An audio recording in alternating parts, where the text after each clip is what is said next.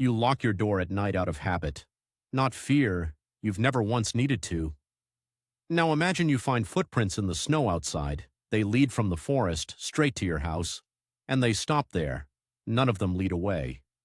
Someone walked to your home and never left. This actually happened. On a small farm in Germany in the spring of 1922, 6 people lived there.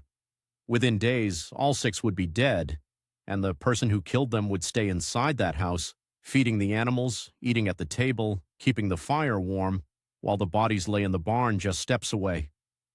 No one was ever caught. This is the farm called Hinterkaifeck.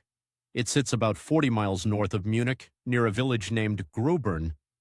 It is not really a village itself. It is one farmstead, alone with its own small reputation. People in the area already whisper about it. They say it is unlucky. They are about to be proven right in a way no one could have imagined. Let's start with who lived there. Andreas Gruber is the head of the household. He is in his 60s, stern, not well liked. His wife is Cecilia Gruber. Their widowed daughter Victoria Gabriel lives there too. Victoria has 2 children, a 7-year-old girl also named Cecilia, and a 2-year-old boy, Josef. 6 people in total once you add the family's new maid, 5 of one family. One stranger who had arrived only hours before her death. That detail matters. Hold on to it. In the days before the killings, Andreas Gruber tells neighbors something strange. He says he has found footprints in the snow, footprints leading from the edge of the forest toward the farmhouse, but none leading back. Someone had walked to the house and not walked away. He mentions other things too. He hears footsteps in the attic. A set of house keys goes missing. A newspaper appears on the property that no one in the family bought or recognizes. The family dog is found tied up, having clearly been agitated. To anyone today, this is a stack of warnings, a pattern. Someone was on the farm, watching, maybe already inside the walls. But Andreas Gruber tells no police. He investigates none of it seriously.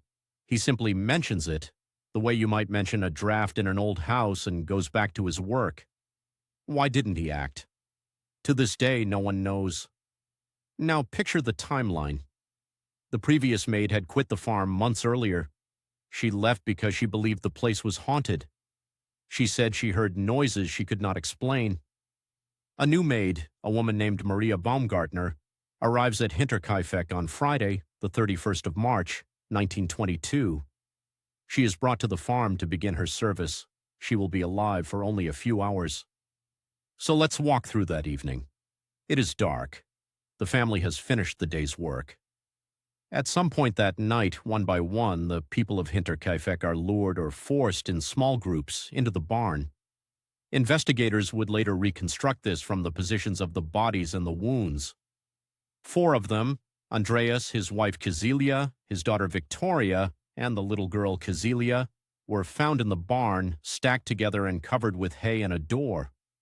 The weapon was a Ruithaue.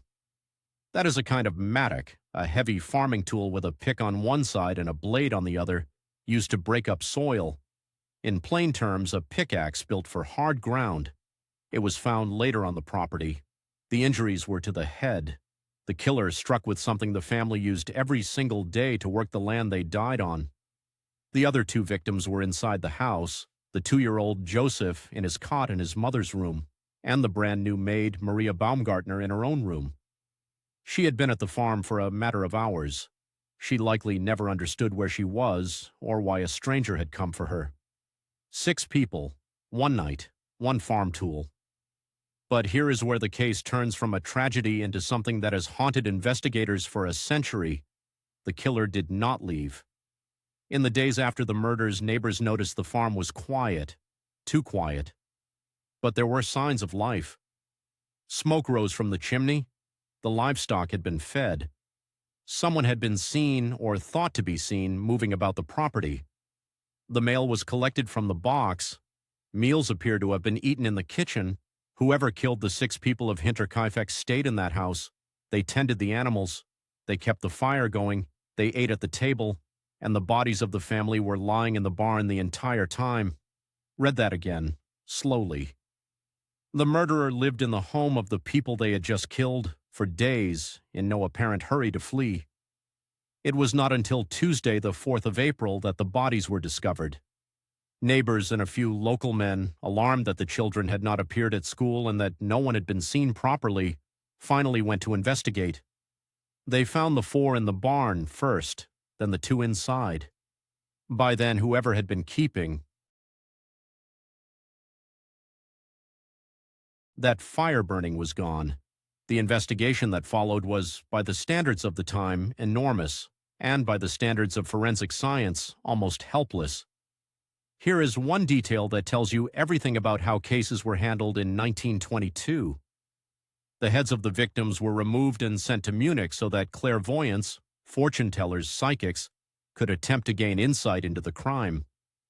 This was a serious avenue of inquiry. Modern forensics, the careful preservation of a scene, the kind of evidence handling you see today, simply did not exist here. The bodies were not even buried whole. More than 100 people were questioned over the years. The motive was never clear. Robbery was considered, but a significant amount of money was reportedly still found in the house. If the killer wanted money, they left it behind. So what did they want? That question opens a door no one has been able to close. Because the strangest theory in the case is also the most documented one. Andreas Gruber and his daughter Victoria were the subjects of long-standing local rumor.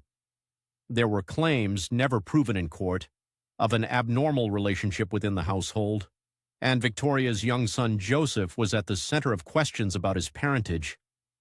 Whether any of this is true and whether it had anything to do with the murders has never been established.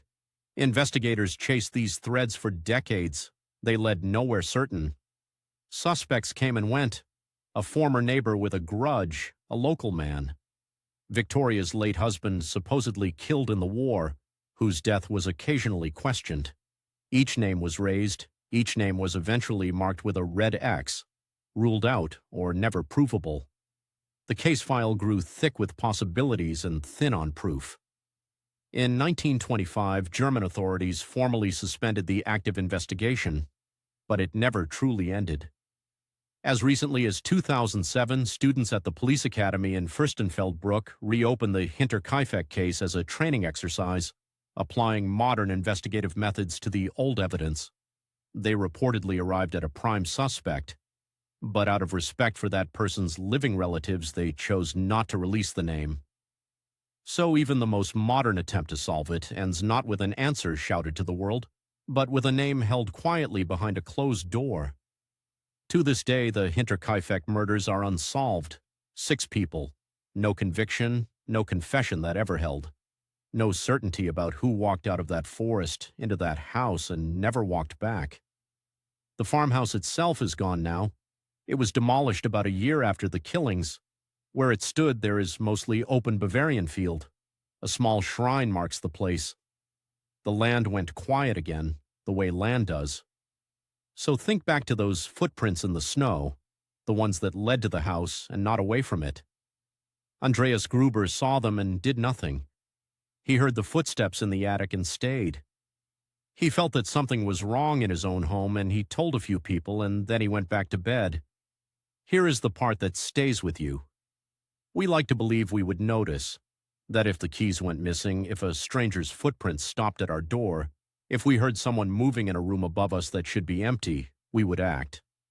We would lock the door we never lock. We would call for help. We would leave. But the people of Hinterkaifeck noticed all of it, and they stayed. So tonight, when your house settles and a board creaks somewhere it shouldn't, you'll tell yourself it's nothing, the way they did. And you'll lock your door the way you always do, out of habit, not fear, the way they did too. Right up until the one night someone was already inside,